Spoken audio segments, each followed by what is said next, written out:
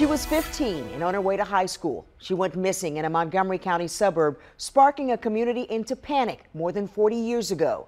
WMAR 2 News' Skylar Henry went to the neighborhood to learn more about this case that's puzzled the police department for decades as they've tried to figure out who killed Kathy Beatty in tonight's Maryland mystery.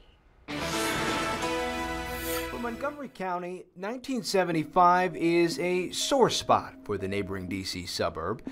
The Vietnam War was wrapping up and things were getting back to normal in the county when the police department was hit with the first of a series of bombshells.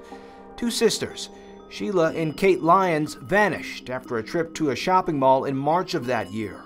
The case led every newscast and consumed the area for months. 4 months later, about 3.5 miles up the road, another young girl, Kathy Beatty, was missing. She had a big, big heart. She was very talented. I gave the girls all kinds of exciting things to do, like they took tap ballet and jazz. Patricia Haberman says her daughter Kathy had strict rules to be inside before it got dark. She was only 15. Pat had been out with a friend for a quick jaunt up to Baltimore to watch the Maryland lottery drawing and told Kathy she'd be back by 10. I was late getting home, but that night it rained like crazy. We had thunder and lightning, and it was really bad. And when I got home, the house was dark. There was not a light on in the house. It scared me to death. My heart just leaped because something's wrong. Well, 10 turned to 11 when Pat got inside the home she still lives in to this day. But there were no signs of Kathy. Only a note saying she'd popped over to a friend's house and she'd be back by 10. After Pat went to see if she was there and found out she never was, she started to worry. I came on home and then I panicked. And I thought, where is she? Where could she be? It's not like her, not to be here and all. Pat says her oldest daughter, Teresa, initially thought nothing of it, saying Kathy might be at a place teens in the area called The Hill. That's behind a Kmart about a mile away. I got in the car and I went up there in the rain.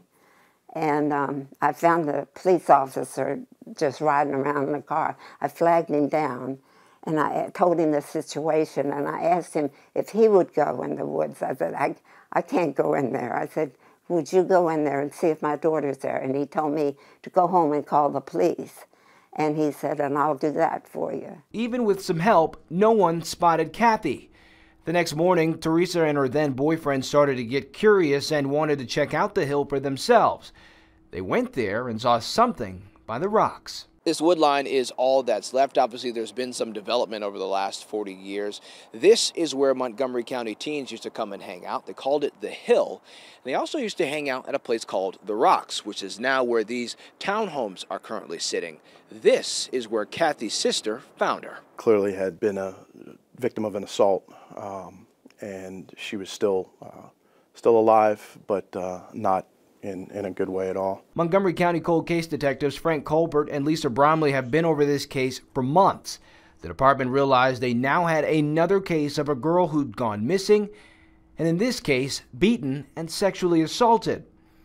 Kathy was unconscious, her head busted open by a blunt object, and her pants pulled off. The rock you mentioned is a possibility, but yeah, as far as I know, they were never able to say for sure exactly what the only thing that they did indicate was it was something of an irregular shape, so we know that. She was then rushed to the hospital.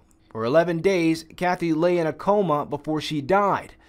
Pat nor police able to figure out who or why. It's a million-dollar question. She was last seen walking towards her house around 8:30 at night from Parkland Middle School, and we have no witnesses that have come forward to say where she went after that. We have absolutely no indication as to how she got to Kmart, who she was with, any of that. In the decades since the initial case, the police department was able to uncover clues they think could help. Kathy was barefoot when they found her, no shoes ever found around where she lay. And then there were a set of keys. They didn't belong to Kathy, and after a few trips to a locksmith, detectives determined one of the keys with a General Motors car key. Add on to the fact that police are re-evaluating and resubmitting key DNA evidence, and it's resulting in some progress to this now 40-year-old mystery. Here we are even today, 43 years later, and then no answers, and I'm running out of time. And I would love to have this solved before I die. With another Maryland mystery, in Aspen Hill, I'm Skylar Henry, WMAR 2 News.